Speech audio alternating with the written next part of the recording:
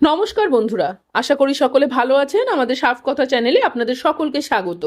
আমাদের প্রতিবেদন যদি আপনাদের ভালো লাগে দয়া করে চ্যানেলটিকে সাবস্ক্রাইব করবেন এবং অবশ্যই আমাদের পাশে থাকবেন। চলুন তাহলে শুরু করা যাক আজকের প্রতিবেদন। উত্তর কলকাতা একটি গুরুত্বপূর্ণ কেন্দ্র, এটা আমাদের স্বীকার করতেই হয়। এবার এখানে বিজেপি না টিএমসি, এটাই আমাদের মুখ্য আলোচনার বিষয় আজকে। আমাদের সবার প্রথমে যেটা মনে রাখতে হবে, এই কেন্দ্রে 21% ভোট সংখ্যালঘু ভোট।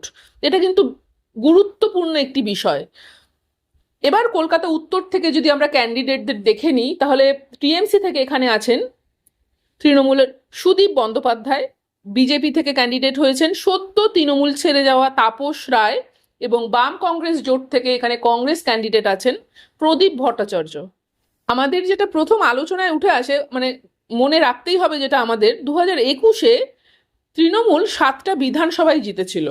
বেশিরভাগ কাউন্সিলর এখানে টিএমসির হাতে রয়েছে। এর থেকে আমরা যেটা বুঝতে পারছি, এখানে টিএমসি ভীষণ শক্তিশালী। তবে এই কেন্দ্রের লড়াইটা টিএমসি ভার্সেস টিএমসি নাকি টিএমসি ভার্সেস বিজেপি, সেটাই এখন দেখার বিষয়।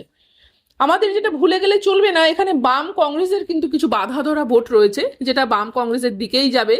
তাপস রায় একটা সময় মাঠ রেডি করতেন সুদীপ বন্দ্যোপাধ্যায়ের জন্য, কিন্তু এখন দলবদলু হয়ে তাপস রায় নিজেই এখন বিজেপিতে চলে গেছেন এবং টিকিট পেয়ে এখানকার ক্যান্ডিডেট হয়েছেন। সুতরাং সুদীপ বন্দ্যোপাধ্যায়ের জন্য এখানে একটু ব্যাপারটা একটু মুশকিলের, সেটা আমরা বুঝতে পারছি। বিজেপির এখানে কিন্তু একটা পজিটিভ দিক আছে, সেটা হলো এখানে কিছু হিন্দিভাষী ভোট আছে, যেটা অবশ্যই বিজেপির দিকেই যাবে। 2019-এ এখানে রাহুল সিনহা প্রায় 3,48,000 ভোট পেয়েছিল, টিএমসি পেয়েছিল 4,75,000 ভোট, এবং বামেরা 71,000 এবং কংগ্রেস 26,000 ভোট পেয়েছিল, এবং বামেরা 71,000 এবং কংগ্রেস 26,000 ভোট পেয়েছিল। সেই দিক থেকে যদি আমি দেখি, তৃণমূল একটু এগিয়ে আছে, কিন্তু বিজেপিও খুব একটা পিছিয়ে নেই।